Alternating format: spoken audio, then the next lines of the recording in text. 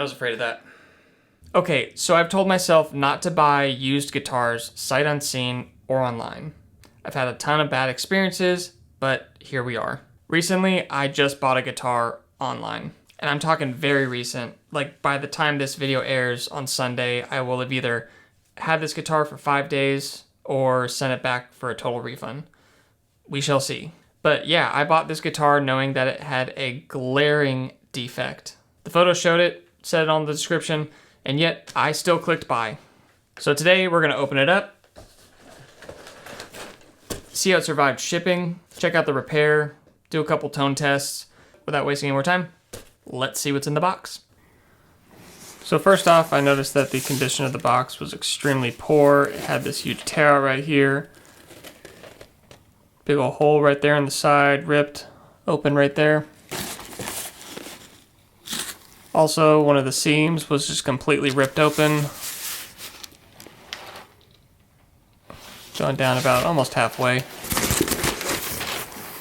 And on the top here, we got the 2 pieces of tissue paper, which, as it was delivered, was completely upside down, so I wonder if it was traveling like that as well.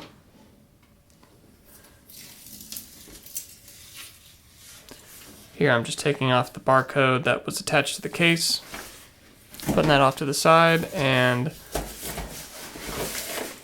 kind of nervous right here.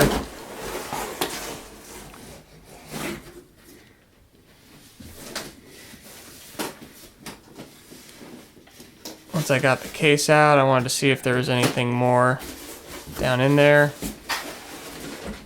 And here is the bubble wrap for the top of the case. And that's about it. That's all that was in the box. Alright, so I have the case here in my lap, and we're gonna open this up and see what it looks like. I'm a little worried just because of the condition of the box and how it was shipped. So hopefully nothing is damaged on the inside, but let's take a look.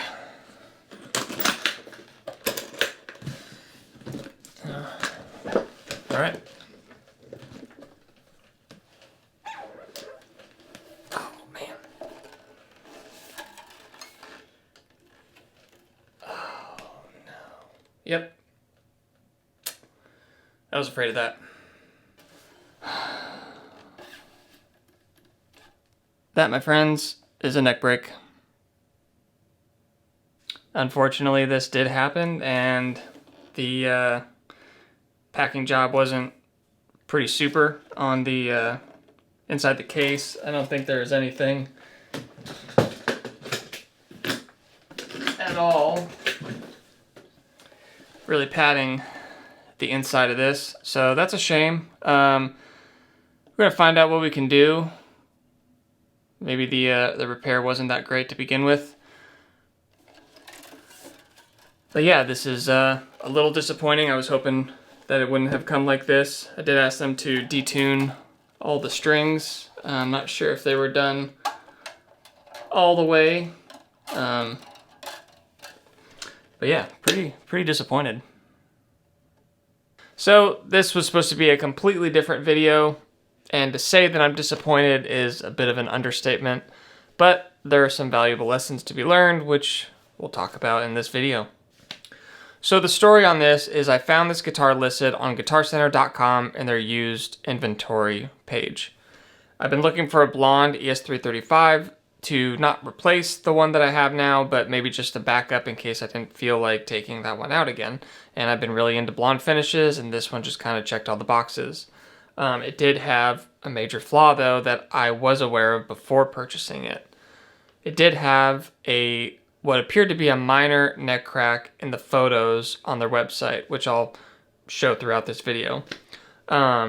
So after talking with my gear advisor who reached out to me, noticed that I had it saved in my cart and just had it sitting there, we worked out a deal where I could, or I was able to purchase this and have it shipped here to just take a look at myself and see if it's something that I would be interested in keeping. Before I go on any further with the story, I want to give a huge thank you to my gear advisor. I will not mention any names. in this video, but he did a real solid job on taking care of me. I felt like he was really out for the best interest for me.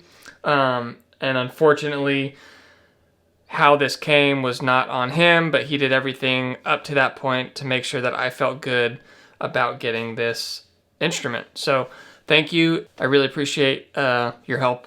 I decided to go ahead and pull the trigger, knowing that yes, it does have a break and these are fragile, but what I didn't expect is how it would be delivered, honestly. It got here fairly quick through next day air, and what was supposed to be shipped out on Friday ended up having to wait all the way till Monday because apparently a delivery or pickup was missed at this specific store. Get it Tuesday around noon, and as soon as I get home, I take a look at it. As I went up the neck to the headstock, that it completely broke, and you can see the disappointment in my face. Before that, even looking at the box, I noticed that the box was in very rough shape. There were no fragile stickers on it. There was no this side up. And when I opened up the box, it was completely upside down, which I don't think that's very good for any guitar, let alone a Gibson. So what really killed me about this is how it was packed. The boxes can get damaged. I get that. UPS, FedEx, they're not really great about being careful with your packages. Especially if they don't know what's inside. But that's why it's important to label the outside correctly and pack it with care. So what really got to me was that a Gibson, a guitar that's not necessarily cheap, came with 2 pieces of packing paper that were thrown at the bottom, a single piece of foam covering that one didn't fit the case going side to side, and doesn't really fit it going back and forth either. There's a little bit of play there. Something that could have been relatively avoided just wasn't handled with care. It's really frustrating to see a lot of these businesses that, one, just don't take care of their product, and 2, they're just not knowledgeable enough on how to take care of it. This is something that really could have been avoided, and guitars get shipped every day out of factories through private sellers on Reverb, and there's no issues. But for this instance and how this was packed, I believe was the ultimate cause of why this guitar's headstock broke again.